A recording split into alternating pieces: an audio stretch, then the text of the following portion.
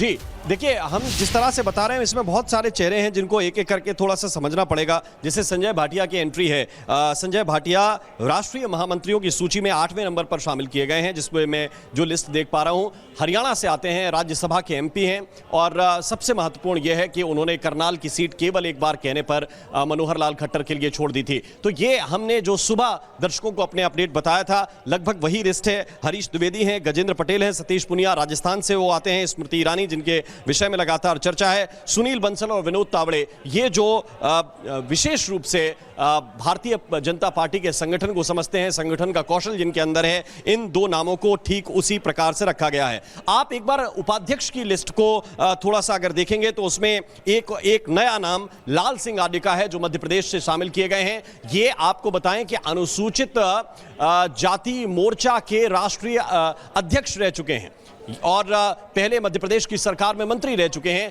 लाल सिंह आडे को इसमें शामिल किया गया है और राष्ट्रीय उपाध्यक्ष बनाया गया है। इसी तरह से आप राम माधव, तीरथ सिंह रावत के पास तो अनुभव है उत्तराखंड की सरकार चलाने का। वसुंधरा राजे सिंधिया, ये किसी परिचय की मोहताज नहीं है। इसी तरह जो नाम मुझे ऐसे नजर आ रहे हैं कि जिनके बारे में थोड़ी सी दर्शकों को जानकारी देने की आवश्यकता है, उन पर हम बात कर रहे हैं। डॉक्टर संदीप पाठक इसमें नजर आ रहे हैं, राष्ट्रीय मंत्रियों की सूची में डॉक्टर संदीप पाठक को शामिल किया गया है और संदीप पाठक का परिचय यह है कि पहले वो आम आदमी पार्टी में थे, अभी जब राघव चड्ढा के साथ आए तो फिर बीजेपी में शामिल हुए। इसी तरह से आप देखेंगे भोला सिंह जिनका नाम है, जो उत्तर प्रदेश से आते हैं, बुलंदशहर से, वो भी सोनकर समाज से आने वाले हैं। तो ये वरीयता दी गई है कि SC ST वर्ग से आने वाले लोगों को प्राथमिकता के आधार पर इसमें रखा जाए। कविता पाटीदार भी मध्य प्रदेश से आती हैं, उनको भी राष्ट्रीय मंत्री बनाया गया है और पीयूष गोयल राष्ट्रीय कोषाध्यक्ष बनाए गए हैं। ये सबसे महत्वपूर्ण नाम है, इस पर फोकस होना चाहिए।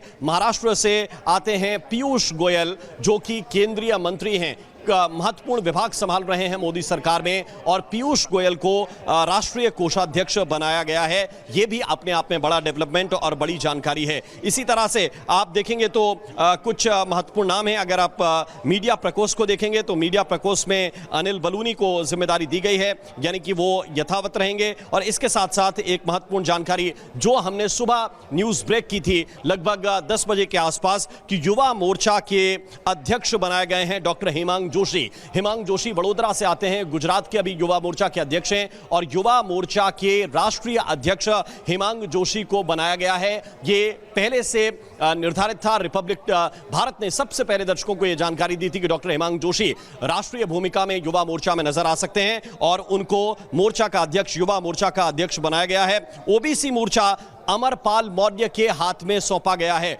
ओबीसी एक बहुत बड़ा फैक्टर है, उत्तर प्रदेश में काम करता है। उत्तर प्रदेश में पीडीए की राजनीति समाजवादी पार्टी करती है और अमरपाल मौर्य को वहां पर ओबीसी मोर्चा का अध्यक्ष बनाया गया है। इसी तरह बंसीलाल गुर्जर को मध्य प्रदेश से जो आते हैं उनको किसान मोर्चा का अध्यक्ष बनाया गया है और एसटी मोर्चा डॉक्टर मन्नालाल रावत जो राजस्थान से आते हैं वो इसकी कमान संभालेंगे।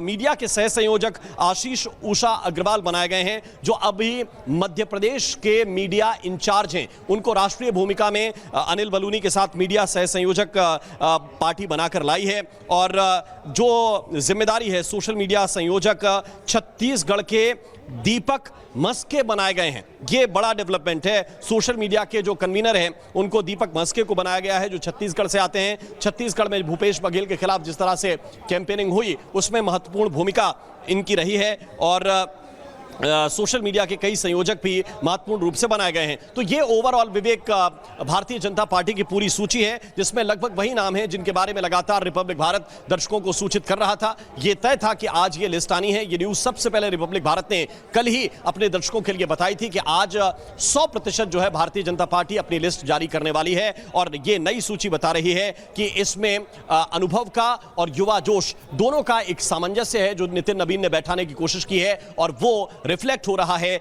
एक एक नाम के साथ। कुछ ऐसे नाम जिन्हें बहुत काम करने का अनुभव है लेकिन राष्ट्रीय फलक पर जिनकी ज्यादा चर्चा नहीं हुई वो नाम इस बार लिस्ट में दिखाई दे रहे हैं। उनमें से एक नाम गजेंद्र पटेल का है, उसमें से एक नाम लाल सिंह आडे का है, उसमें से एक नाम प्रोफेसर तारिक मंसूर का है जो राष्ट्रीय उपाध्यक्ष बनाए गए हैं। प्रोफेसर तारिक मंसूर ये उत्तर प्रदेश से आते हैं और इसी तरह से सरदार मनप्रीत सिंह बादल पंजाब से जो आते हैं, मनप्रीत सिंह बादल को भी राष्ट्रीय उपाध्यक्ष बनाया गया है। इसमें जो पुराने नाम हैं वो नजर नहीं आ रहे। बहुत सारे चेहरे ऐसे हैं जो पहले राष्ट्रीय महामंत्री की सूची में थे, वो इस वक्त नजर नहीं आ रहे हैं। और उसमें आप अगर रेखांकित कर सकें तो दुष्यंत गौतम का नाम है जो अब इसमें नजर नहीं आ रहे, अरुण सिंह का नाम है जो अब इसमें नजर नहीं आ रहे। स्वाभाविक रूप से पद सीमित हैं और नए लोगों को अगर लाना है तो पुराने लोगों का दायित्व यहां से खत्म होता है और उनको विदा लेनी पड़ेगी, उन्हें किसी और भूमिका में एडजस्ट किया जाएगा पार्टी के अंदर। लेकिन ये लिस्ट बता रही है कि जो ऐसे कार्यकर्ता रहे हैं जिन्होंने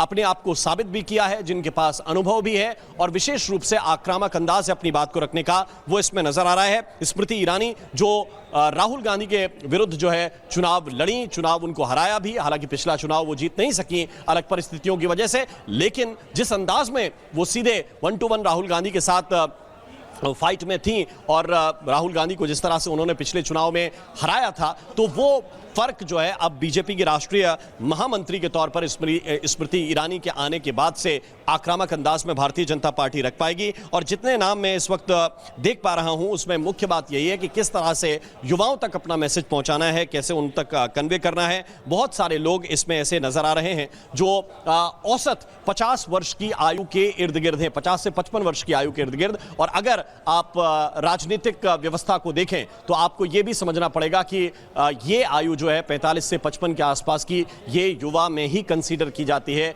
अगर आप राजनीतिक पृष्ठभूमि को देखें तो लगभग 55 साल तक युवाओं में ही कंसीडर किए जाते हैं। इसलिए ये जो सूची है ये उसी आधार पर है जिस पर हम लगातार कह रहे थे। इसमें महिलाओं की भूमिका भी विवेक साफ तौर पर स्पष्ट हो गई है कि किस तरह से भारतीय जनता पार्टी की इस लिस्ट में महिलाओं को भी जगह दी गई है।